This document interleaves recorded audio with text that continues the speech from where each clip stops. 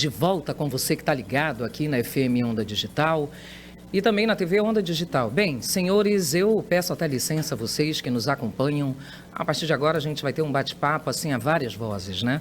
Na última sexta-feira e na quinta-feira, né, foi feito um decreto pelo presidente Jair Bolsonaro, já colocando como uma medida para que afeta diretamente a Zona Franca de Manaus, com relação ao IPI, que lá atrás tinha dito que seria 25%, depois virou 33%, agora já é firmado e já está posto.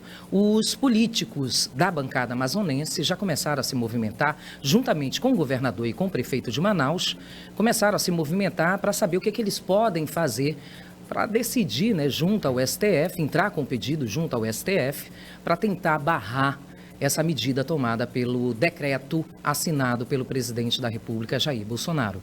Dever de casa a gente fez, conversamos com o deputado federal Marcelo Ramos, conversamos também com o presidente do CIEAM, Wilson Périco, e outros tantos que apareceram também como fala tanto do governador quanto do prefeito de Manaus, ainda durante a sexta-feira.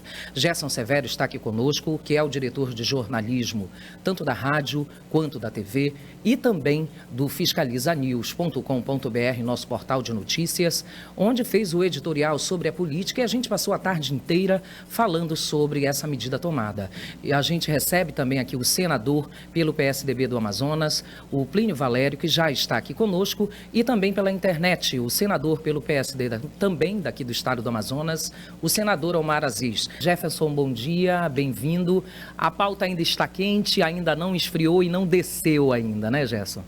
É verdade, bom dia a todos, bom dia, senador Plínio, prazer, a Rádio Onda Digital ter o senhor aqui conosco nessa manhã, senador Omar Aziz, da mesma forma, um prazer tê-los aqui para essa conversa sobre o decreto de sexta, que na verdade ele tornou permanente o que era provisório, que era a redução de 25% das alíquotas. O senador Plínio Valério tem sido uma avis rara, uma voz rara, dizendo que isso não é tão impactante assim. Senador, eu gostaria de ouvir sobre isso. Não, eu não digo que não é tão impactante, eu digo que não é o final do mundo. Eu só digo que não é o final do mundo. Pelo contrário, vai impactar sim, Gerson. Eu só digo assim, que não é aquela coisa de o mundo vai acabar. A gente tem que ter paciência, consciência de que o mundo não vai acabar, porque na realidade são atingidos bem de informática. Televisão, polo, ar-condicionado, motocicleta continua, mas isso é ruim para nós, não tem nem pensar em dizer que não é. E o que é ruim para nós todos é que sempre o presidente ele insiste em publicar o decreto em véspera de feriado, em feriado prolongado, ou seja, a gente não pode fazer nada, começa hoje. Então eu já começo a acreditar que é preciso não acreditar mais na promessa do Paulo Guedes e realmente por uma ação de constitucionalidade. Eu acho que já é o caso da gente vir na Constituição, porque os nossos direitos constitucionais são garantidos. Mas não podemos descartar a conversa. A gente tem o que dar em troca. A gente só precisa se organizar. A bancada do Senado pode fazer alguma coisa? Pode sim. É chegar para o presidente agora e dizer, olha, infelizmente não dá mais para acreditar no senhor, na baguetada do senhor presidente. Então, a partir de agora nós vamos trabalhar contra projeto do governo.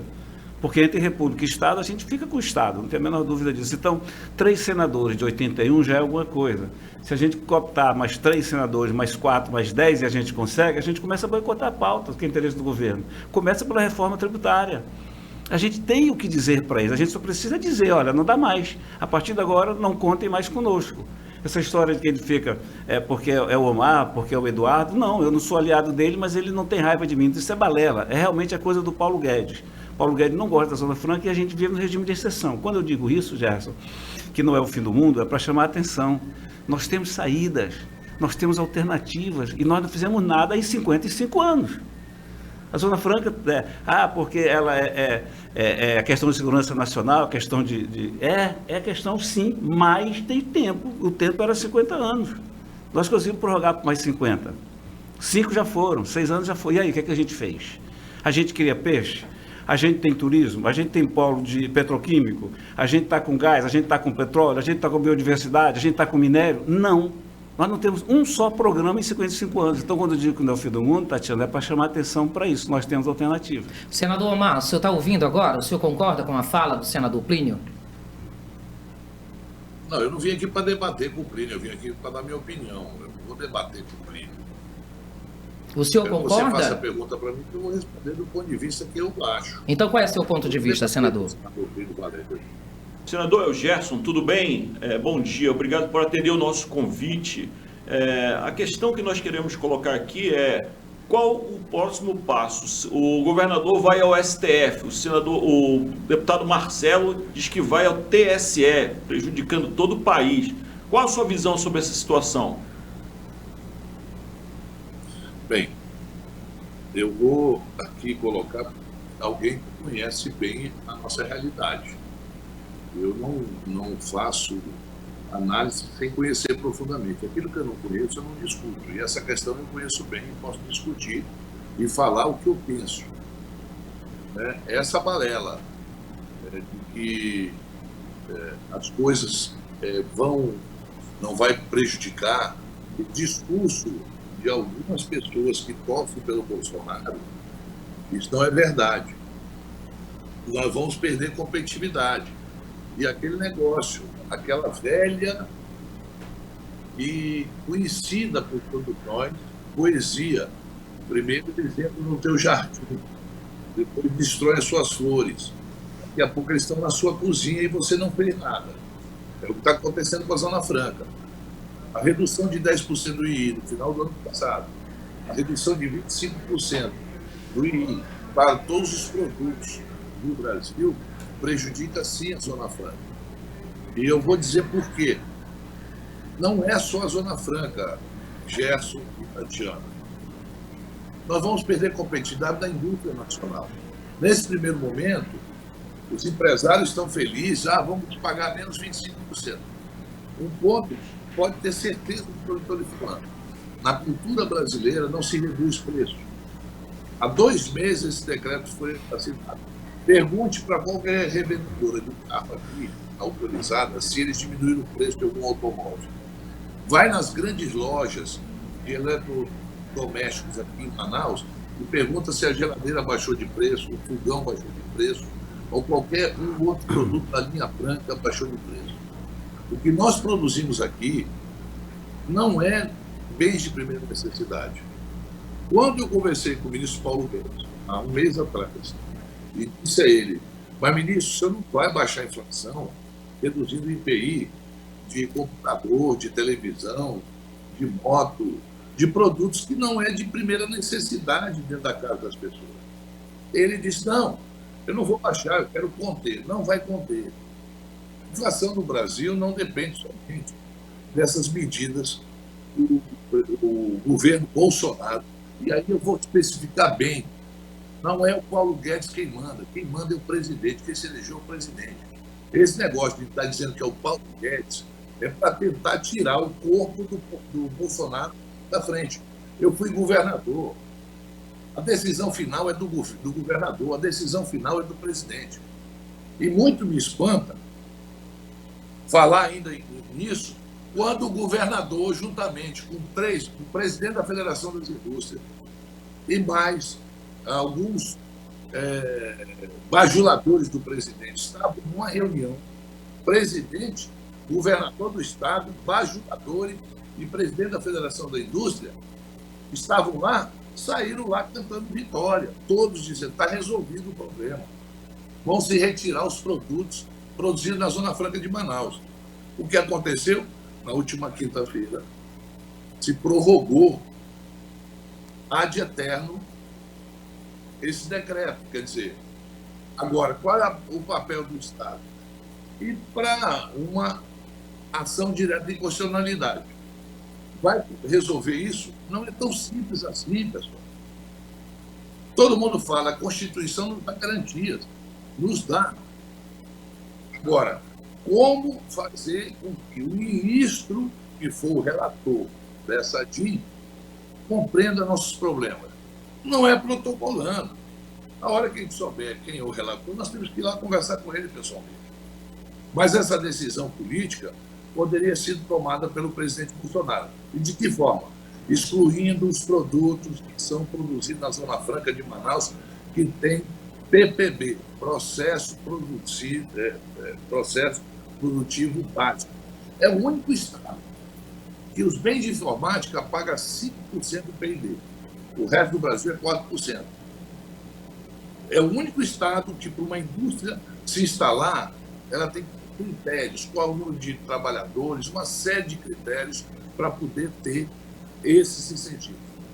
Dizer que nós damos prejuízo ao Brasil, o Amazonas é da região norte que mais contribui para o Tesouro Nacional. E se não for produzido aqui, não tenha dúvida que não será produzido em São Paulo, não. Será importado. Com a redução do IPI, a quantidade de produtos que são produzidos na China, na Coreia, nos países asiáticos, eles terão competitividade para trazer aqui, se a gente não tiver uma proteção da indústria nacional. Volto a dizer. Isso aconteceu com a Bramac no ano passado. E eu, quando era presidente da Comissão de Economia, e o Plínio sabe disso, foi o relator da Lei de Informática que garantiu esse diferencial para a gente, e fizemos um acordo com o Brasil todo. Conseguimos negociar isso. Mas isso nos deu garantia de ter hoje 30% do faturamento da Zona Franca de Manaus em bens de informática. Agora vamos para o outro ponto. 50 anos, 60 anos, 100 anos sem alternativa. Qual é a alternativa econômica? Me dê uma alternativa que tenha mais de 100 bilhões de faturamento por ano. O ano passado, até outubro, foi 131 bilhões, em plena pandemia, que gera 100 mil empregos diretos e que gera mais de 400 mil empregos indiretos. Quando a Zona Franca é instalada em Manaus, nós tínhamos pouco mais de 200 mil habitantes. Hoje, Manaus tem mais de 2 milhões e 200. E qual é a alternativa para Manaus? Turismo. Você sabe qual é o faturamento do turismo no Brasil todo? Você tem ideia quanto que se fatura? Eu estou falando no Rio, Nordeste. Chega em torno de 100 bilhões. É menor do que o faturamento da Zona Franca de Manaus. O turismo no Brasil. Então não me venha que a alternativa é turismo.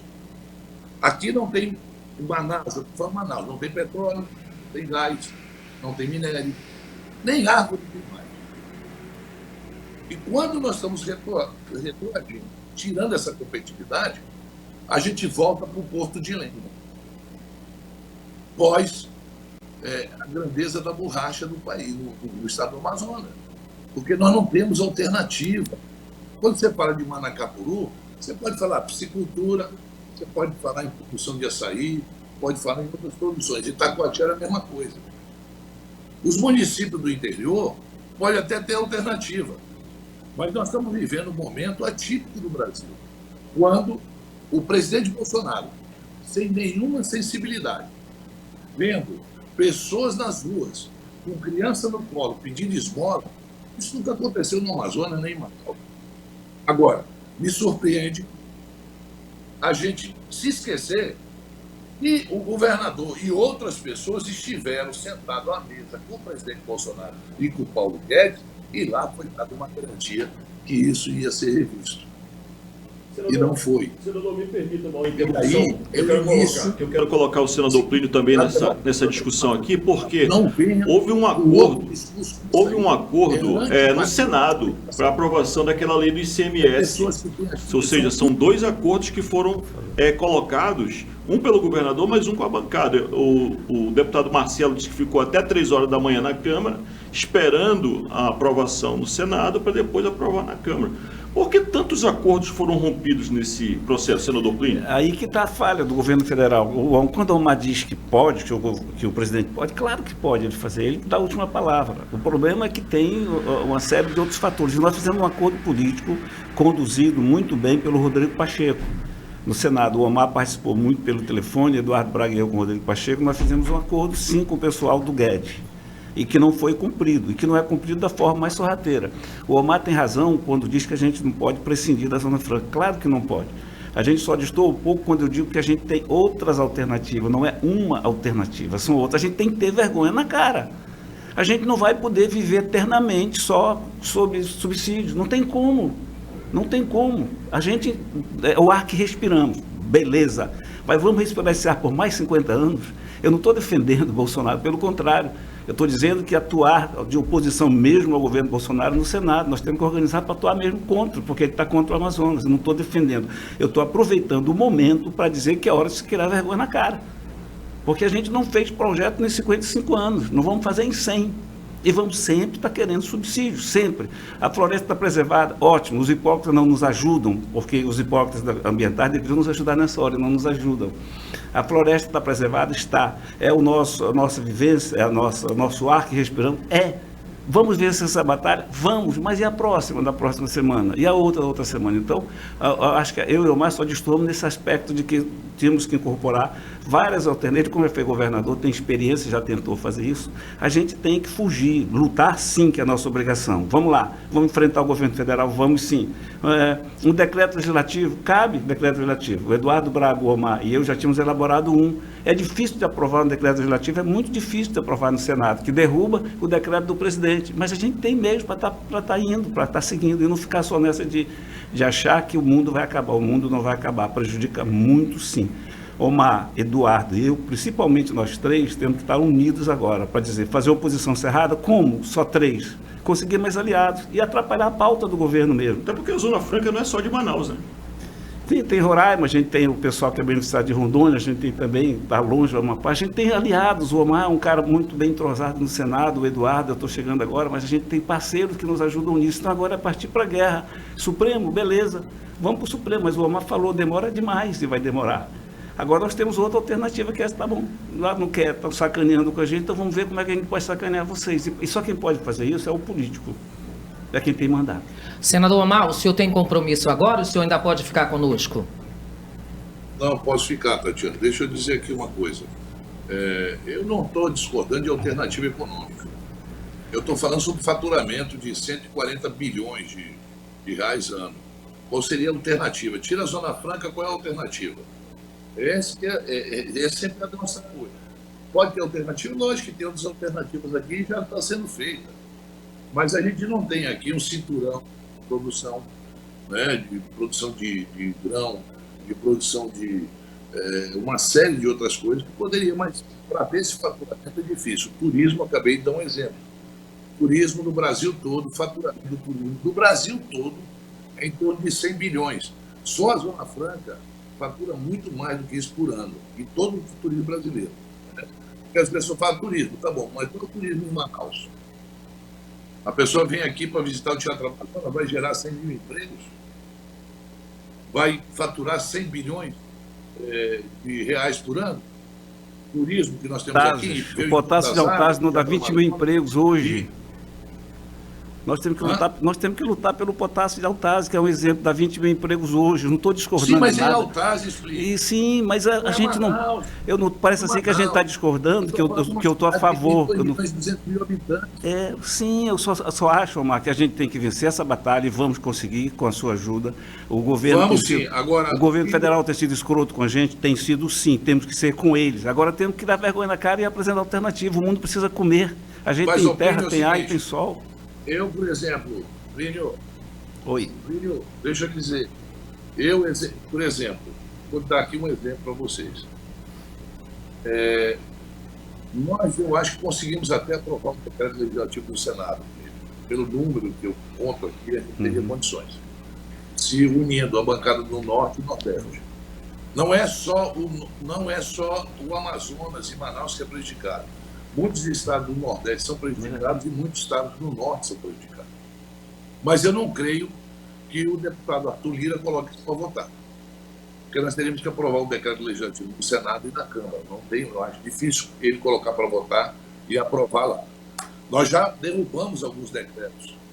Por exemplo, o decreto legislativo que nós aprovamos em relação ao seguro defeso foi de iniciativa minha. No Senado, nós aprovamos no Senado e na Câmara. Mas hoje, eu acho que as condições no Senado são até favoráveis para a gente aprovar. Na Câmara, não. Bom, ação direta de constitucionalidade. Não vai sair do dia para a noite. Ninguém vai dar uma decisão sem antes pedir informações, sem antes se debruçar. E aí entra a gente. Por exemplo, o que a gente pode fazer em relação ao governo federal? Sim, Ele está doido para botar uma reforma tributária que prejudica a Zona Franca de Manaus. E ele prejudica muito essa reforma tributária que está lá.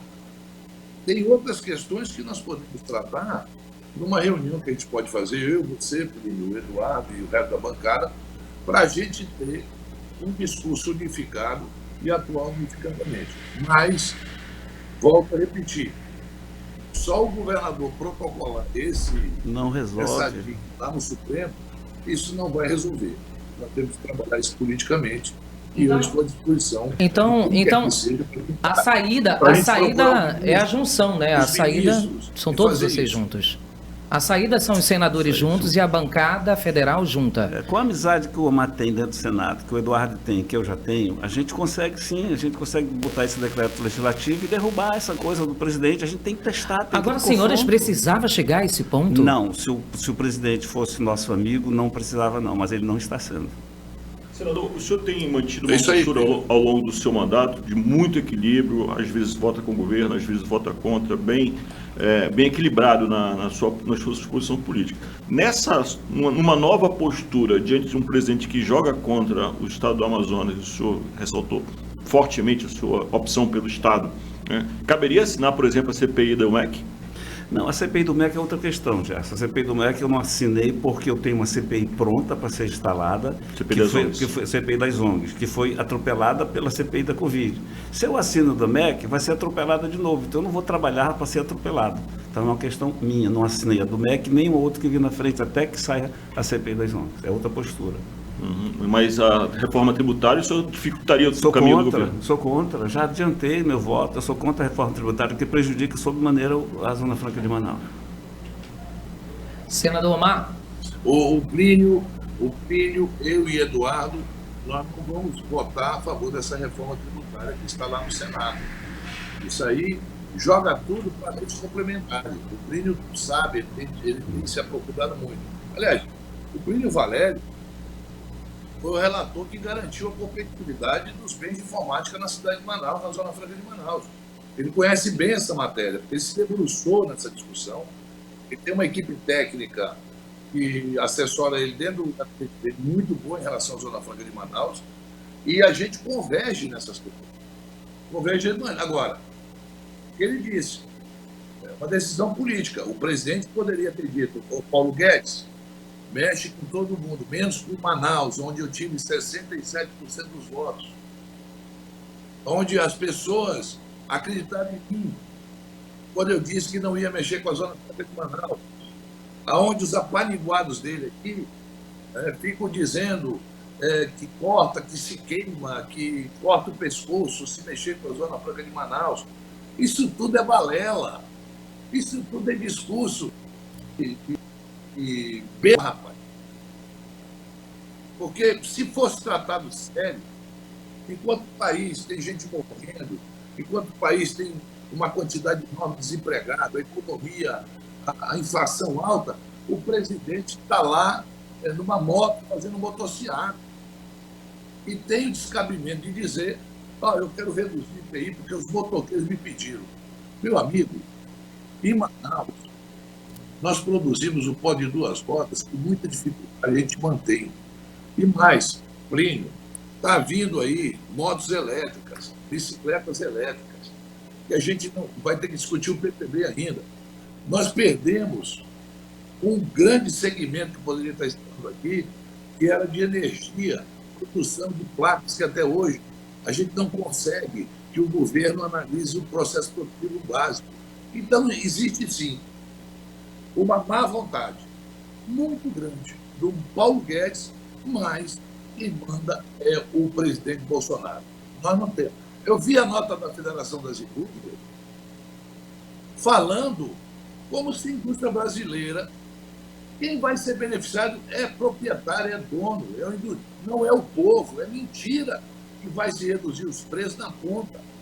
Não é verdade. Os caras que são mais ricos vão ficar mais ricos e quem é mais pobre vai ficar mais pobre. Então, aquela nota da Federação da Indústria era melhor não ter soltado. Porque não dá para ter dois lados, não dá para ficar em cima do muro. Ou você é contra esse decreto é a favor, não tem jeito. E quem é Bolsonaro aqui, nem todos são a favor. Sabe do prejuízo que vai causar a Zona Franca? Os presidentes passam. A nossa economia, nós temos que manter a competitividade, independente de quem está representando o Estado lá no Congresso Nacional.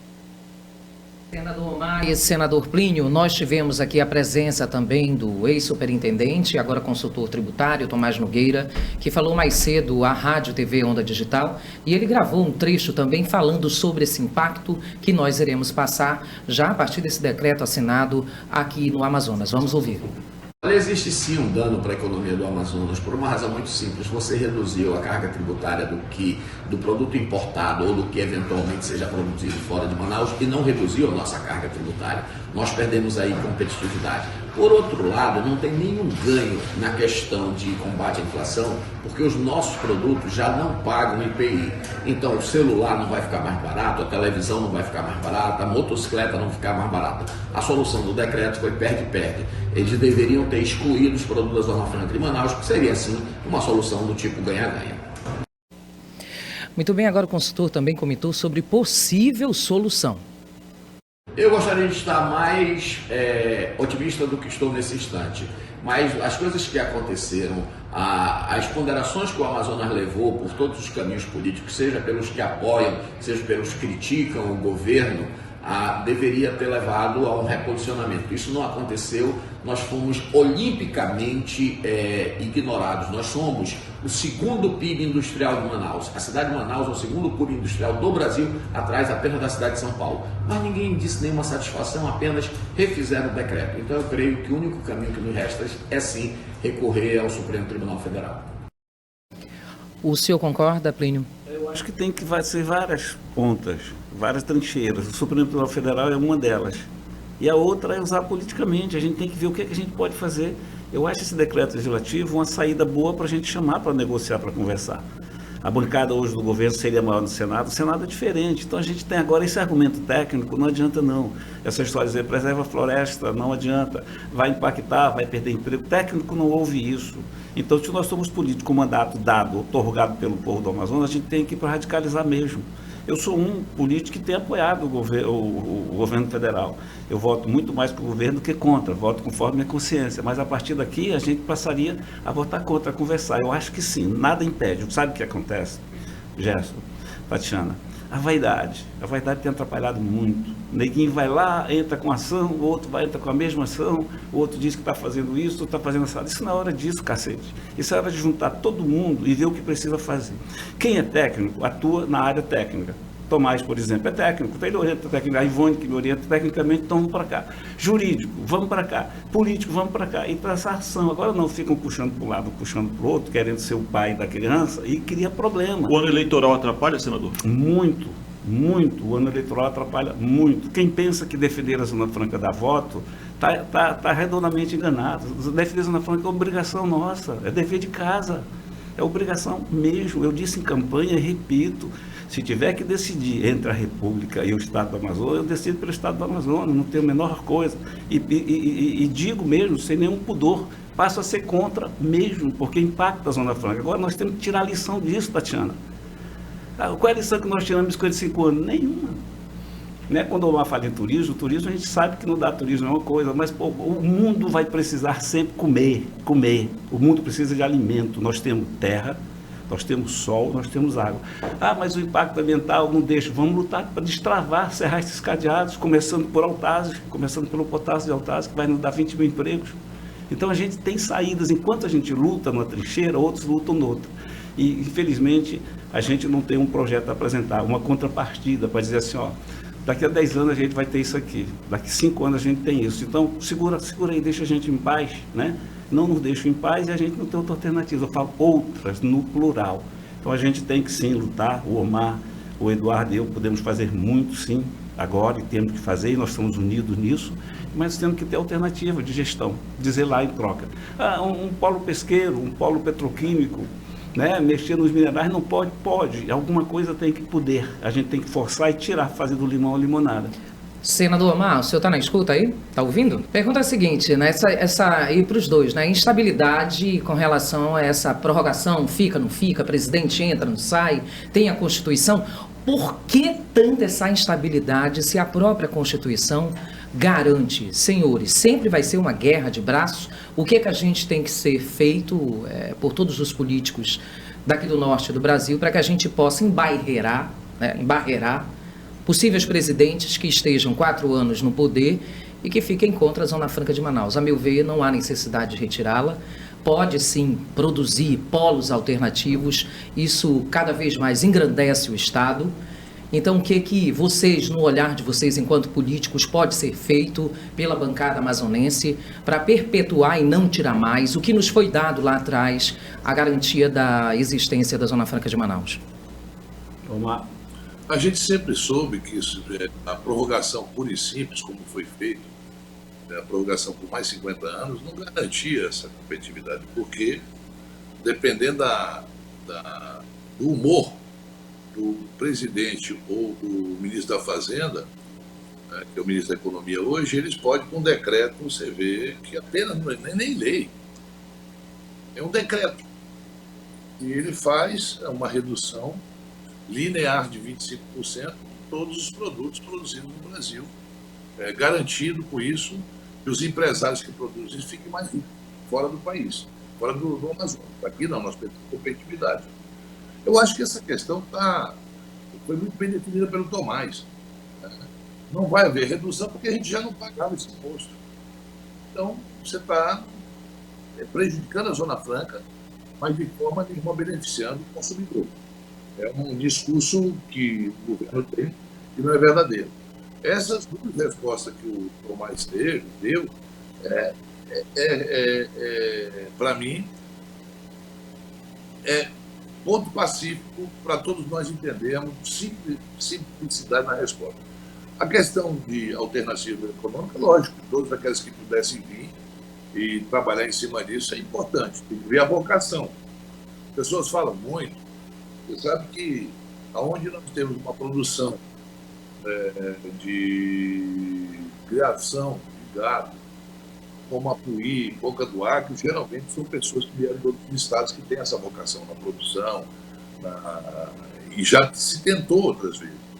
Agora, Manaus, que é o grande dificultador, porque nós falamos do polo petroquímico, que o nosso amigo Plínio falou. Nós importamos uma quantidade muito grande de fertilizante que a gente poderia estar produzindo aqui. O que é o fertilizante? NPK, nitrogênio, potássio e fósforo. Nitrogênio a gente tem do gás. O potássio está aí. É a silvinita, esse potássio está em Altaz, e até saiu no Jornal Nacional outro dia uma reportagem negativa em relação à exportação, que ninguém quer, e o fósforo nós podemos ter. E não só isso, nós temos aqui em Rio Preto uma mina de uma areia diferenciada que a gente poderia estar produzindo com gás, com o polo petroquímico, louças finas, xícara, prato, uma série de louças finas, que a areia que nós temos no Rio Preto é muito boa. São essas alternativas que se procura. Aqui nós poderíamos ter tido, e lá atrás, eu tentei muito no governo, e depois que eu saí parar, que era um centro de produção de barcos, navios, que tem um polo naval importante. O polo moveleiro hoje, nós temos em Figueiredo uma quantidade enorme de árvores que estão submersas ali em Malvina, que poderiam ser extraídas com tecnologia que hoje o Canadá tem, e isso ajudaria muito num grande polo moveleiro naquela região. Agora, precisa de empresários para investir, ter garantias, e não ter essa garantia hoje cria uma dificuldade muito. O empresário vir colocar seu dinheiro e no dia seguinte o humor do presidente ou do ministro da Economia, ele baixa o IPI ou reduz as vantagens comparativas que nós temos. Então, ponto. Segundo ponto, para encerrar aqui, e agradecer o espaço, Tatiana, o Gerson, um abraço ao meu querido amigo Plínio. Quer dizer, quem criou a Zona Franca foi o general. E quem está tentando acabar com a Zona Franca é um capitão. Nós vamos lutar para a gente manter as vantagens comparativas e unidos, eu, Plínio, Eduardo, a bancada federal toda, para que a gente possa manter essas garantias constitucionais e as vantagens comparativas da Zona Franca de Manaus. Um grande abraço a todos vocês e obrigado pelo espaço. Obrigado, senador. Senador Plínio. Eu acho que é por aí essa análise que o Omar faz e que o Tomás corrobora, que a minha assessoria também diz isso, é uma saída para a gente vencer essa etapa. Eu acho que não devemos ainda encerrar o diálogo total com o governo federal. Eu vou tentar abrir esse diálogo com o governo federal para mostrar a responsabilidade que o Bolsonaro tem com o eleitor de Manaus. Aqui ele prometeu não mexer com a Zona Franca, então é hora da gente cobrar isso. Então, eles não falaram nada para o senhor ainda? Não. Senador, uma coisa que me espanta, é muito difícil, eu ouvi pouquíssimas vezes na minha carreira de jornalista, sou jornalista também como eu, um político quebrar acordo. Depois que a palavra está firmada em público, eu lembro uma ou duas vezes que eu vi o camarada roer a corda. O que há por trás dessa ação do governo? O que há são duas coisas. Primeiro, a gente tem realmente um ministro da Economia, a quem o presidente ouve, que teoriza por subsídios. Ele odeia subsídio, depois de ter se tornado bilionário, né, aproveitando outras questões, ele odeia subsídios, portanto, por tabela, ele odeia a Zona Franca. E o outro lado que a gente tem disso tudo, dessa promessa não cumprida, é questão de cobrança mesmo, mas uma cobrança em alto nível, e uma cobrança usando aquilo que a gente tem na política que chama-se negociação. O que é a negociação em política? O que eu posso fazer por você? O que você pode fazer por mim? Eu falo Estado, eu estou falando instituição. Nós temos então, junto, 3 senadores, repito, 3 senadores de 81 é algo mais relevante do que 8 deputados de 513. Então nós temos que estar com o apoio da bancada federal e os 3 senadores unidos. Eu acho que a gente pode sim. Decreto legislativo fica por nossa conta no Senado. A parte técnica fica por conta de jurídica, conta do governo. A jurídica, conta do governo. A técnica, FIEAN, CEAN, o Tomás, os assessores. A gente tem que atuar em várias trincheiras e reabrir e cobrar mesmo. E conscientizar o manauara, o amazonense, de que o presidente que eles defendem prometeu defender e não tocar na Zona Franca. A gente tem que lembrar isso. Senador Omar, o tempo permite? Senador Omar não, senador Plínio. O tempo permite? Mas eu quero trazer para a roda também com a gente aqui. Quem já está aqui conosco é o Anderson Fonseca, ele é o presidente das comissões na OAB Seccional Amazonas e também agora ele está aqui como advogado especialista em comércio exterior e também na pauta da Zona Franca de Manaus.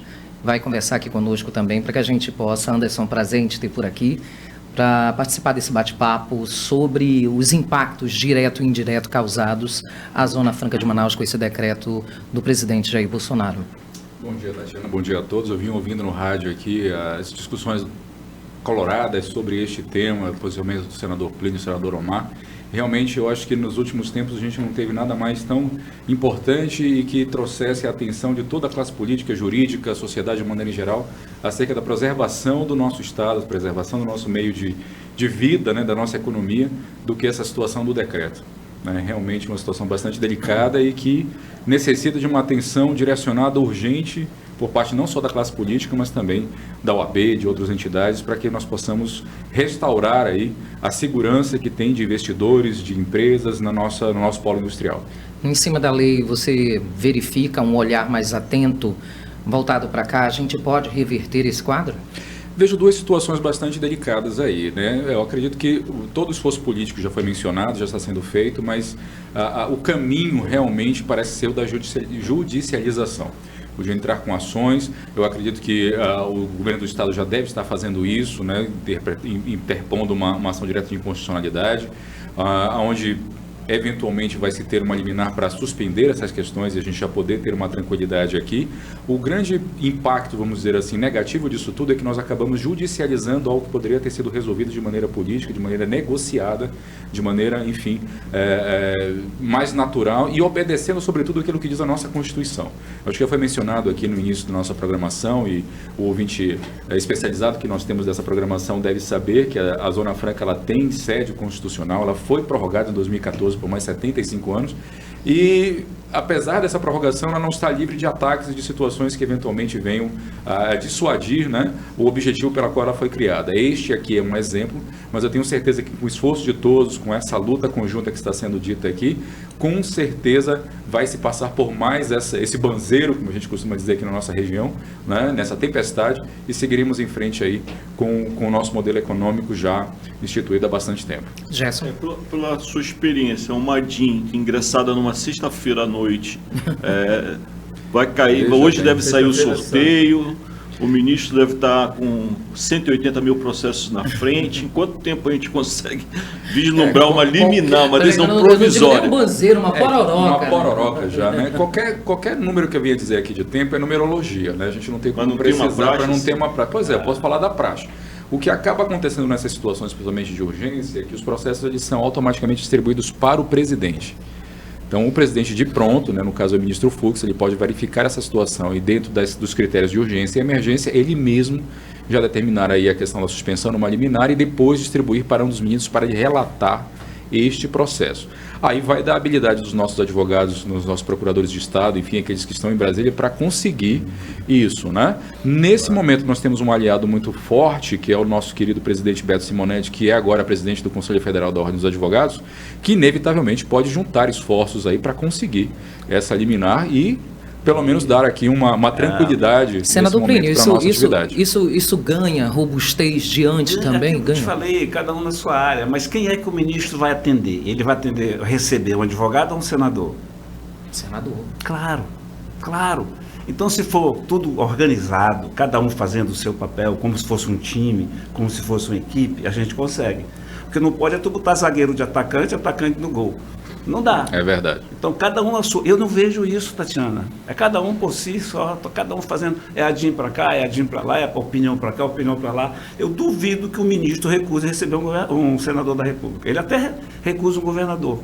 Então, qual é o nosso papel nisso? Entendeu? A gente precisa saber qual é o nosso papel. Nós sabemos qual é o nosso papel. O governo tem que saber qual é o dele e você jurídico de você. E vamos jogar como equipe, cara. Senador Eduardo vai apoiar vocês, não vai? Muito. O Eduardo vocês três. E as pessoas até ficam admiradas, né, quando eu digo que o Eduardo tem sido bom nessa área. O Eduardo é muito bom, muito articulado e tem sido importante, assim como tem sido o Omar, né? Os três, então... Os três, nós estamos juntos com isso. A gente só precisa atuar. Nós vamos atuar no ataque, os três? Ou nós vamos para o meio de campo ou nós vamos para a defesa? Então, a gente não vê isso. CEAM para cá, FIEAM para lá, governo para ali, OAB para lá, político para cá. Quem poderia liderar esse processo? Os senadores, por estarem lá em Brasília, a humildade poderia liderar. Se a humildade pudesse chamar todo mundo, a humildade chamava todo mundo e disse, olha, vou aqui, humildade, vou chamar todos aqui. Vamos procurar hoje no cartório de registro nascidos vivos, tem alguém chamado humildade. Em política, humildade parece que passa distante. Mas se fosse só em política, Tatiana... Em todo canto não é, né? Se fosse só em política, a gente até perdoaria, claro, né? Mas em todo canto a vaidade atrapalha demais. Então, eu acho isso aí. Eu acho que o Simonetti vai ter um papel importante, beleza. As FIAM vai ter, a CEAM vai ter, o Omar vai ter, o Eduardo eu vou ter, a bancada federal. Só vamos juntar para ver e fazer uma coisa organizada. E atacar vários pontos, várias trincheiras ao mesmo tempo. O senhor acha que é o momento do governador chamar todo mundo junto para conversar? Ou seria a possibilidade de vocês, senadores, convocarem? O meu vai ser de procurar o Flávio Bolsonaro e dizer, Flávio, olha, está acontecendo isso aqui é ruim para o teu pai, isso aqui é ruim para o país, isso aqui é ruim para isso. Chegou a hora de você demonstrar se querem mesmo cumprir a palavra, se gostam ou não do Amazonas. Eu vou procurar o Flávio para ver se a gente reabre esse diálogo. E nos meios jurídicos a gente ataca o Supremo, mas também tem uma ação no TSE, Tribunal Superior Eleitoral, do deputado Marcelo Ramos, questionando a concessão de incentivos fiscais em ano eleitoral. O senhor vê chance de prosperar isso? Aí é uma situação um pouquinho mais delicada, porque a legislação eleitoral diz respeito a incentivos de uma maneira em geral, não necessariamente incentivos fiscais. O que teria que ser interpretado pelos nossos ministros ali é se essa atuação do presidente ela foi uma atuação de Estado realmente, olha, estou pensando no Brasil, independente de ser pró ou contra o Amazonas nesse momento, mas enfim, estou pensando em Brasil e é uma política de Estado, etc., ou eu fiz isso para de alguma maneira me beneficiar politicamente, tendo em vista um ano eleitoral. Então é uma bola muito dividida nesse momento, é muito difícil a gente chegar e dizer assim, os ministros têm um entendimento nesse sentido de que a concessão de incentivo por si só caracteriza aí um desvio na legislação eleitoral. de novo, né, se do nosso lado aqui nós temos a situação de que precisamos estar juntos e ter um discurso unificado para que isso possa ser debelado, de outro lado a gente tem que pensar também qual vai ser o argumento da defesa, né, defesa do presidente. Mas, estou tentando resolver a situação do país, em que pese tem a situação do Amazonas, que eu prometi, etc. e tal, estou conjecturando aqui, né? E isso sendo apresentado para um julgador eleitoral, se ele apresenta como uma atitude de Estado, fica meio complicado a gente tentar encaixar por ali, mas não deixa de ser uma iniciativa importante, não deixa de ser uma iniciativa do deputado Marcelo uma pressão, Ramos, né? Uma pressão, exatamente, porque de qualquer forma, isso pode não ser dado a solução jurídica, mas quando nada a solução do caráter público já foi. Ele está tentando utilizar de mecanismos fora daquilo que prevê a atuação de um presidente da República para tentar, de repente, agariar aí mais participação ou mais apoio. Senhores, ainda na discussão, o que nós poderemos antever, senador Plínio Valério? Será que essa discussão vai sair da seara somente da Zona Franca de Manaus e vamos ter, isso é uma conversa do que a gente estava tendo no bastidor, vamos ter essa possível ação do governo do estado do Amazonas para que a gente tenha de fato polos oportunos, né? Tanto do pescado, quanto do potássio, ou tantos outros que a gente já fala já há bastante tempo e ficou só na conversa? O senhor fala no potássio e 20 mil empregos do local privilegiado que o senhor está. Por que esse projeto não sai? Exatamente, o que nós temos que concentrar a nossa força? A gente gasta toda a nossa energia pedindo sobre Zona Franca. Toda a nossa energia é gasta Zona Franca e BR-319, pedindo, quando na verdade a gente está exigindo. Aí a gente deixa de lado a questão de altares, por exemplo. Estão querendo exigir as mesmas coisas que exigem numa reserva indígena, numa área fora da reserva indígena. O potássio está fora da reserva indígena, fica 8 quilômetros paralelo. Então, nós temos que juntar força para cerrar esses cadeados ambientais, porque eles são mentirosos, eles não são verdadeiros. Estão se aplicando, a Justiça Federal chamou para si a responsabilidade até de cuidar da licitação. É um absurdo que se tem ali. A empresa canadense já gastou mais de 200 milhões, acho que não sei se é de dólares ou de reais, isso aqui é uma quantia absurda em prospecção e em pesquisa. Na hora de fazer o porto, encontraram um caco de cerâmica indígena e, e a Justiça Federal deu um liminar proibindo de fazer o porto. Então a gente tem que concentrar nossa força nisso, que é viabilíssimo também, porque não está em reserva indígena. Então a gente tem que atacar essa área. E não tem só potássio, só em Altazes, né? Você tem Taquatiara, você tem também, né? Tem Taquatiara, eu só estou dando um exemplo do que nós podemos fazer. O outro é o setor pesqueiro, gente. O mundo precisa comer. Será que a gente não tem vocação para aqui da tambaqui? A gente não tem vocação para aproveitar, quer dizer, falta vontade nisso. Isso não quer dizer que eu não reconheça o impacto que está causando essa redução do IPI, que é fundamental para nós, no que diz em termos de emprego. Então a gente tem que lutar sim, mas tem aquilo que eu chamo de vergonha na cara. O que é ter vergonha na cara? Diz, olha, nós vamos lutar, nós temos direito ao subsídio, à soberania nacional, está na Constituição, PP, mas na hora de 5 anos nós vamos ter um polo pesqueiro, porque em 3 anos nós vamos ter, porque há 10 anos já se faz pesquisa, mas não temos nada disso. Então a gente não pode continuar fumando o cachimbo que entortou a nossa boca. Vamos defender a Zona Franca? Beleza, tarefa, dever número 1. Seja contra quem, como for, nós vamos defender. Mas também é preciso a gente pensar em projetos futuros. Anderson, você vê aí uma possibilidade de atrair empresas para cá, saindo da Zona Franca, as empresas se instalarem aqui na região norte do Brasil, isso não sofre impacto diretamente também? Sofre, com certeza. Acho que um dos grandes... Que são investimentos que podem vir com empresas Sim. de fora, potássio e outros polos aqui também, né? Com certeza, Incentivos. com certeza. Nós temos aqui uma situação bastante favorável. Eu acho que se a gente pega um aspecto geral, quando se fala em Brasil, no exterior, a primeira imagem que vem à cabeça é da Amazônia. Infelizmente, nós não temos aqui até o momento, não obstante o fato de termos uma Zona Franca há mais de 50 anos, nós não criamos aqui uma cultura de que nós temos que nos dissociar disso para incentivar a nossa economia para que ela não possa depender mais só dessa circunstância. Nossa dificuldade aqui de escoamento de material, nossa questão de logística é muito difícil, estamos distantes do restante do país, isso daí encarece muitas vezes aí frete, dentre outras coisas. Mas nós já temos uma experiência, não é possível que em 50 anos a gente não tenha aprendido aí quais são os caminhos, como é que a gente pode fazer, como é que pode escoar, como é que pode produzir melhor, como é que pode adaptar as situações para a nossa realidade, a nossa região. Foi mencionada a questão de porto aqui, dentre outras, e a gente acaba também esquecendo uma coisa muito importante que eu acabei de lembrar. Toda vez que a gente fala de Zona Franca, em regra, nós já colocamos logo a questão da indústria. Mas não é somente isso, é também agroextrativismo, é também desenvolvimento ambiental, é também agroindústria, enfim, o agrobusiness, né, que hoje existe aí no Brasil. E que no nosso caso aqui, infelizmente, também não é desenvolvido. Então, eu vejo com muita esperança a questão, vamos defender, sim, né? Faço coro também àqueles que são favoráveis a defender o nosso status quo, mas como, quem sabe, um aviso de que nós precisamos desenvolver essas outras atividades para incentivar que empresas possam vir aqui e a gente possa caminhar sem necessitar desses desafios. Uma coisa que eu mencionei aqui nos bastidores ainda há pouco, de uma maneira em geral, os modelos de Zona Franca no mundo, eles são modelos criados para ser feitos de um determinado tempo. Eles têm um tempo certo de vida. Nós vamos prorrogando cada vez mais isso, né? Justamente porque a gente acabou, como o senador Plínio acabou de mencionar, professoralmente. Que também, né? É professor. Que também né? é professor. Não é professor. Mas é aqui para os efeitos aqui da nossa discussão, a gente acabou entortando a boca aí com o cachimbo, ficando um pouco, entre aspas, aqui, mal acostumados, e a gente fica prorrogando isso sem nos desenvolver. Os exemplos no mundo que nós temos de Zona Franca são de países que souberam captar essa informação, essa tecnologia e se desenvolveram. Xangai, o próprio Timor-Leste, enfim, dentre outros aí, criaram para um determinado momento na sua história de tempo, que nós já tivemos isso para desenvolvimento. Hoje nós não estamos mais nessa realidade. Hoje a gente já está numa que nós poderíamos já ter aí indústrias aqui próprias, enfim, incentivos não só para turismo, mas para tantas outras situações que, quem sabe, ainda não foi por conta dessa situação de a gente ficar toda hora dependendo de subsídios. É um direito nosso, temos que defender, temos que, né, enfim, ir para cima, lutar com todas as nossas unhas e dentes e garra, etc. e tal, mas sabendo que, de repente, esse pode ser um grande grito de alerta aqui, né? Se nós formos atacados agora por um presidente que, de certa forma, está desrespeitando aí acordos que foram feitos, desrespeitando o que diz a Constituição, o que dirá se, de repente, a gente fica só e mantém ainda a dependência deste modelo? É necessário que a gente possa expandir, do contrário, né, a gente tem aí muito a perder. Senador, eu lhe agradeço. Peraí, tu não vai deixar fazer a última pergunta, não? Claro. Então lá vai, eu vou bater a bola. Pergunta que não quer calar. Ele está aproveitando de... Vamos lá.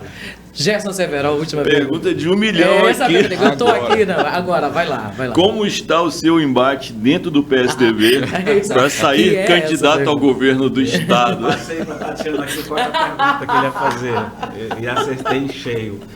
A questão agora... que eu também, né? Faço coro junto com o Severo. A questão entre Arthur, né, e eu, ela está sendo agora nos bastidores. Questão da nível de PSDB nacional, regional. No primeiro minuto houve um excesso, né? O Arthur reagiu de uma forma e eu tive que reagir da mesma forma. Mas a gente ainda não conversou. Eu tenho a impressão que a gente conversa ainda essa semana, seja aqui, seja em Brasília, para ver se a gente chega... Nós somos pessoas civilizadas, então a gente tem que conversar. E fomos sempre companheiros, a vida inteira. Eu fui cabo eleitoral do Arthur 2 vezes para o governo, 3 vezes para a prefeitura. Né? Não vejo por que o Arthur tem nada contra a minha candidatura. Assim como eu não tenho nada contra a candidatura do Amazonino. Até gosto do Amazonino, é meu conterrâneo, a gente conversa muito. Eu sou contra o Amazonino me atrapalhar. Isso aí é outro embate, mas ele está sendo nos bastidores. Agora vai demorar 2 meses isso, com certeza. Até as convenções? Até véspera das convenções. Então, toda vez que a gente perguntar, vai ser o senhor mantém vai ser a mesma resposta. E o senhor mantém esse desejo de ser candidato? Sim, porque eu demorei 4 meses para falar desse... Não classifico como desejo. Nem desejo. Uma missão. E nem vontade. Nem vontade também. E muito menos vaidade. Eu vi uma... me impôs, veja bem, eu tive 835 mil votos, quase 1 milhão de votos. A gente ganhou do Eduardo Braga com 230 mil votos de diferença. Logo, tem um eleitorado que me cobra. E me cobra muito essa questão de governo. Quando eu vejo o amazonino, que já foi governador 4 vezes, 16 anos, o Eduardo já foi 8 anos, isso mais 4, nós estamos falando dos mesmos problemas. Não é que a gente está falando da Zona Franca, dos problemas, da falta de alternativa, da falta de programa, da falta de pulso de gestão. Então eu tenho que colocar o meu nome. Olha, o meu nome está aí, né? Se eu sou melhor ou pior do que ninguém, nada. Eu sou diferente deles. Então vocês têm uma opção que não seja a mesmice. Eu coloco o meu nome para que eu não seja cobrado lá na frente pela história e fique em paz com a minha consciência. Isso é o que me move. Agradeço sua presença, agradeço também, que acabou sendo debate, né? E debatemos todo mundo juntos, né? Os 2 senadores, juntamente com o senhor. Você vê que nós chegamos ao denominador comum. Nós é a parte jurídica, a política jurídica, que chegou a hora da gente realmente pensar em outras coisas, defender com unhas e dentes o que está aí, mas começar a implementar, introduzindo matrizes novas no modelo Zona Franca, que não vai acabar nunca, mas vai viver moribundo na UTI se a gente nada fizer. Eu que agradeço, tá, Tatiana? Agradeço, Gerson, vocês, a participação. Estou sempre à disposição para vir para a gente conversar. Agradeço sua assessoria também. Ô Anderson, você fica aqui comigo ainda para a gente continuar esse bate-papo? Pode ser? Pode ser. E Gerson? Vamos para a entrevista com ele agora. Agora vai para outra entrevista. Agradeço a vocês. A gente continua com o bate-papo com o Anderson também. Agora, Anderson, a gente segue na pauta jurídica, né? Vamos lá. Tudo isso que a gente vê aqui, né? Tudo isso que a gente já mostrou. Eu peço até, Anderson, você senta aqui nesse microfone e vem aqui comigo. Vamos lá. A gente faz a junção e vamos mexer a nossa mesa para você que está acompanhando na 92.3 e na 104.7. Agora a gente vai falar somente sobre a pauta do IPI com relação à parte jurídica, né?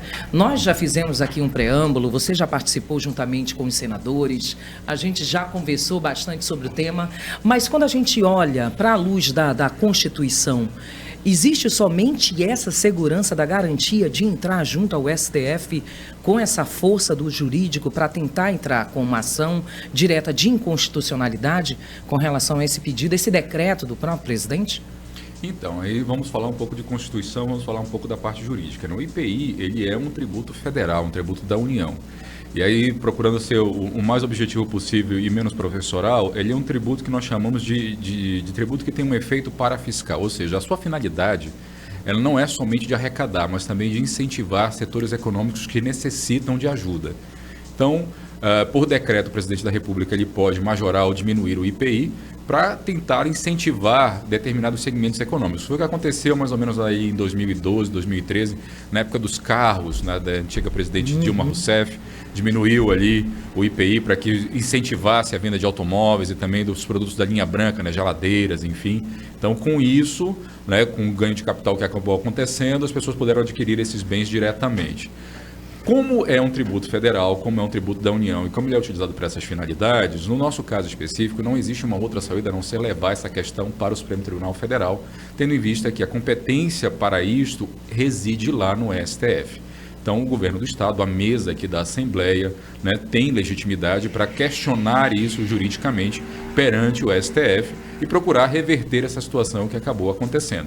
Obviamente que outras entidades podem fazer coro, pode de repente também pedir para fazer parte do processo, para serem ouvidas, como é o caso de sindicatos, como é o caso de associações, federações de comércio, enfim, dentre outras, para demonstrar aí a necessidade que se tem de reajustar essa circunstância e a desobediência que está se tendo à Constituição no que diz respeito aqui à Zona Franca de Manaus. Em tramitação esse documento, em dando entrada até no Supremo, eu estou falando de quanto tempo? Se eu posso ver que seja, enfim, se a gente tiver uma resposta positiva, seja derrubado esse decreto, retirado esse decreto, por um pedido do próprio Supremo Tribunal Federal, eu estou falando de quanto tempo isso, Anderson, na sua experiência na enquanto minha experiência, quando advogado? Essas situações são politicamente, elas são políticas e são judicializadas, o Supremo ele procura ser um pouco cauteloso nessa circunstância.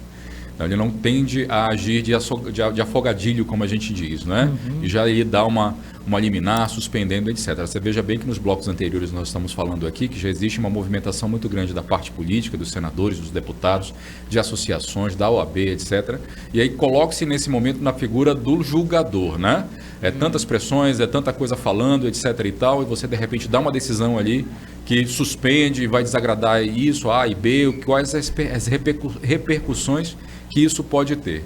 Então, na experiência, a gente tem verificado, principalmente do ministro Fux, que ele procura ser um pouco mais cauteloso.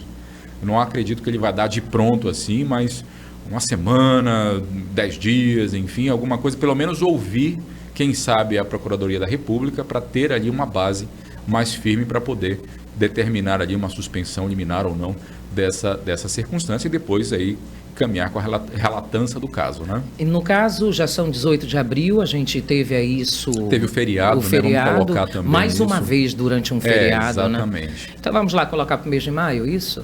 Eu acredito que sim. Até lá a gente já deve ter uma posição do nosso Supremo, com certeza, em relação a isso, tendo em vista, dentre outras coisas, o prazo curto que se tem para as eleições, tendo em vista que existe também uma representação do deputado Marcelo Ramos no TSE, tendo em vista a situação de concessão de incentivos em época de eleição, que está sendo questionado. Enfim. Eleitoral, né? Então, prorrogar essa discussão não é interessante para ninguém. Como eu falei, a questão da cautela, se existe a cautela de um outro lado, por outro lado também isso não pode ser jogado para depois indefinidamente. É necessário que se dê um posicionamento até para que todas as partes elas possam caminhar em outras soluções. Né? Isso não quer dizer que o aspecto político esteja sendo deixado de lado, isso não quer dizer que outros movimentos não estejam acontecendo. A questão toda é que está todo mundo agora olhando para o judiciário para saber o que ele vai fazer. No meu modesto entender aqui, experiência, o que eu infelizmente acho que a gente pode ter de negativo disso tudo é que nós estamos levando para a esfera judicial algo que poderia ter sido decidido de maneira política, de maneira negocial. Até porque uma vez judicializando, de certa forma, as partes aí têm até entre aspas, uma desculpa, né? Diz, não, eu tenho que aguardar o que o STF vai fazer, eu não posso fazer nada, nem tirar decreto, nem colocar, porque a gente tem que aguardar o que vai dizer a Justiça. E em vendo uma resposta positiva para a Zona Franca, aqui para o nosso estado, claro, maravilha, a gente fica seguro nisso daí. Mas se eventualmente não for tão positivo assim, a gente fica engessado.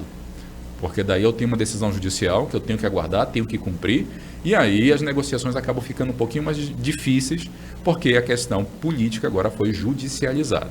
E se a gente for olhar, fazer uma análise, né, da movimentação até da bancada, né, amazonense, né, da ação da bancada amazonense lá atrás, foi uma ação muito contundente e uma ação junta, né? Todo mundo junto. A gente teve do prefeito ao governador, de todos os deputados federais, aos senadores que fizeram esse um pedido, exemplo, né? Mas não foi assim, não caiu no colo também daquilo que já havia sido prometido, politicamente falando? Se a gente pensar que se for numa articulação política, ou será que não foi uma ação do próprio presidente contra a fala, quanto mais, do senador Amaziz lá na CPI da pandemia ou não? Ou isso já é uma promessa de campanha mesmo do presidente? O que é muito complicado se a gente leva nessa questão de que, por exemplo, houve um revanchismo aí do presidente em virtude da CPI, porque, muito bem, ele não gostou daquilo que aconteceu na CPI, da pandemia, etc. e tal, foi citado, mas ele precisa penalizar o estado do Amazonas por conta disso? Né? Nós não temos, assim, entre aspas aqui, a gente não tem nada a ver com essa situação de ele ter sentido mal ou bem, enfim, questões de governo que acabaram acontecendo e que faz parte do jogo. CPI está previsto na Constituição, os parlamentares têm direito de levantar as suas questões, de fiscalizar, enfim, e ele tem que entender que ele também foi parlamentar, ele também esteve do outro lado do balcão aí, sabe como é que essas coisas funcionam. O que não pode é utilizar dessa situação para, de repente, conceder favores ou de repente aí atacar quem ele atacou e aí prejudicar um estado inteiro, uma economia inteira, trabalho, emprego, renda, uma série de coisas aí em virtude dessa situação. Ô Anderson, eu acho que eu vou te ver muito por aqui ainda na rádio, olha, com certeza, eu espero que sim, estamos aqui à disposição para discutir isso. Eu sempre fico muito acalorado com essas questões, porque você veja bem o que você acabou de mencionar. Nesses assuntos que dizem respeito à nossa sobrevivência, à Zona Franca, há uma junção de forças. Independente de quais sejam as nossas bandeiras, independente de quais sejam os nossos partidos, as nossas ideologias, mas nós temos aqui, pelo menos eu tenho por base, que o nosso país nesse momento é o Amazonas. Nós temos que defender aquilo que nós temos com unhas e dentes, criar estratégias para que nós tenhamos aí alternativas, sim, mas neste momento, pare para pensar, se isso retira do nosso dia a dia, da nossa vida, o que não vai acontecer com o distrito, o que não vai acontecer com pais e mães, com famílias que estão dependendo desse modelo industrial e econômico que nós temos hoje, em virtude de uma decisão que, de certa forma, foi tomada de maneira assodada, né, e descumprindo acordos que foram feitos. Eu acho que se tivesse levado a ferro e fogo ali a questão de que temos que cumprir a Constituição e aquilo que foi acordado, e como a gente diz sempre, né, o acordado não sai caro. O que acaba acontecendo, infelizmente, por parte das indústrias, daqueles que querem investir aqui, é uma insegurança jurídica. Poxa, como é que eu vou montar uma indústria ali? Como é que eu vou levar minha empresa para lá e tal? Fica feio, hein? Se do dia para a noite, eventualmente, aquilo que me foi prometido pode ser retirado. Né? Se eventualmente aquele subsídio, olha, vem para cá que eu vou te dar subsídio, vou te dar ajuda, você vai conseguir produzir aqui, mas eu quero em contrapartida empregos, eu quero em contrapartida tecnologia, etc. e tal. Eu topo isso, eu venho, estou produzindo, movimento toda a minha planta industrial, estou fazendo aqui. Aí de repente vem uma história dessa que me coloca em situação totalmente desfavorável àquilo que me foi prometido lá atrás. O país cai em descrédito. O país cai em descrédito. Uma coisa que a gente também tem que colocar aqui nessa conta, que não está sendo discutida agora, é o seguinte, é o aspecto internacional. Essas empresas que estão aqui não são empresas nacionais em sua grande maioria. Elas reportam as suas matrizes de onde elas são. Então você imagina, por exemplo, né, só a título de exemplificação aqui, uma Honda dizendo lá no Japão, olha, agora a gente vai ter que produzir dessa forma X, Y, Z e tal, e não tem mais a questão aí do subsídio que foi prometido lá atrás. Você dizer aí para uma Samsung lá para a Coreia, dizendo, olha, a gente veio para cá com essa promessa e tal, mas o pessoal aqui não é sério, eles acabaram fazendo de uma outra maneira que nos prejudica. Você, como sendo o presidente, o CEO dessas empresas, você pensaria 2 vezes em colocar a sua empresa nessa região ou continuar investindo, ou levar para um outro local onde as coisas fossem levadas, outro país inclusive, que as coisas fossem levadas de maneira um pouco mais séria, com um pouco mais de segurança jurídica? O empresário, quando ele coloca o seu aporte de investimento, quando ele coloca dinheiro, ele quer, obviamente, ter lucro e poder retirar esse dinheiro que ele investiu ali, né, com tudo aquilo que foi necessário para que ele pudesse produzir. Quando isso não se faz mais possível, é uma decisão, de novo, né, empresarial. Você coloca no bico do lápis ali e diz, olha, eu vou tirar daqui e vou colocar ali em outro país, em outro estado, pode ser até inclusive num outro estado do mesmo país, como aconteceu em alguns casos aqui no nosso país, que algumas indústrias nossas aqui foram, por exemplo, para o Nordeste, para a Bahia, enfim, porque sentiram essa situação da insegurança jurídica de toda hora ter que estar tendo que combater. Porque você veja bem, o empresário também ele quer produzir, o modelo econômico ele tem que produzir num mínimo de harmonia ali e sem distúrbio. Claro. Se isso toda hora eu tenho que estar tendo que entrar na justiça para estar defendendo aquilo que me foi prometido lá atrás, então, veja bem, né? Eu não quero dor de cabeça, eu quero é produzir o meu carro, a minha moto, enfim, o que quer que seja, meu celular, e não ficar toda hora tendo que estar aí dependendo de questões políticas, entrando na justiça para que eu possa fazer aquilo que me foi prometido quando foi feito o convite para que eu viesse investir aqui nessa região. Nós temos um potencial riquíssimo, nós temos um potencial imenso, né? Não só no que diz respeito à terra, não só no que diz respeito à economia, mas também à mão de obra, o nosso povo que quer trabalhar, tudo isso. E infelizmente a gente vê tudo isso alavancado aí, aliás, atravancado, melhor dito, por situações dessa natureza. Infelizmente, para o nosso povo, a densidade eleitoral, no que diz respeito ao aspecto nacional, não é tão grande assim. Que bom seria se a gente estivesse na pauta da educação, até do ensino básico e fundamental, que é o ensino médio, né? Enfim. Se nós tivéssemos a pauta da Constituição e a pauta do que é a Amazônia e as potencialidades, a gente poderia ter muito mais conhecimento de causa para não chegar agora na situação que a gente está. Isso eu não estou sendo utópica, estou sendo prática. Sim, sim. A gente não estaria agora tentando degladiar com esses gigantes política para chegar ao ponto que nós chegamos. Com certeza. Anderson, te agradeço. Espero que você volte aqui comigo. Agradeço imensamente. Acho que na semana que vem você já volta. Na semana que vem já podemos estar aqui. Já para falar a parte 2, né? Quem sabe o próximo capítulo dessa novela. E eu não duvido, viu? Eu não duvido. Anderson Fonseca, especialista em relações exteriores, comércio exterior e também Zona Franca de Manaus. Ele que é um dos braços lá dentro das comissões. Ele está à frente das comissões na OAB, Seccional Amazonas. Está ainda, não está? Deixa eu até te corrigir aqui. Então né? Nós estamos aqui para um outro desafio e eu tenho com muito... até em primeira mão aqui, quem sabe, né? Não sei se tem toda essa relevância e importância, mas enfim, tem com certeza.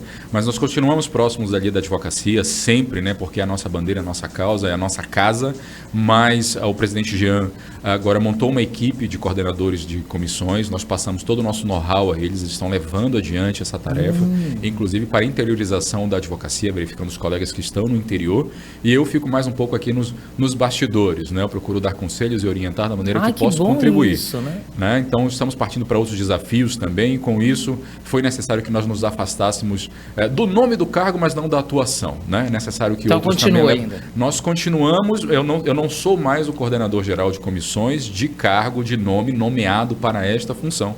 Existem outro professor, Carlos Alberto, que inclusive é o diretor da ESA. Ele é o coordenador geral de comissões agora. E o professor Carlos? Professor Carlos Alberto, que inclusive defendeu a nossa Zona Franca no STF, aí, umas ações alguns anos atrás. Ele é que leva adiante agora esta bandeira, formalmente falando, nomeado para isso, junto com uma equipe ali maravilhosa que é formada por outros colegas advogados, doutor Cássio Clay, doutora Maria Florência, doutora Ivana Albuquerque, enfim, e outros.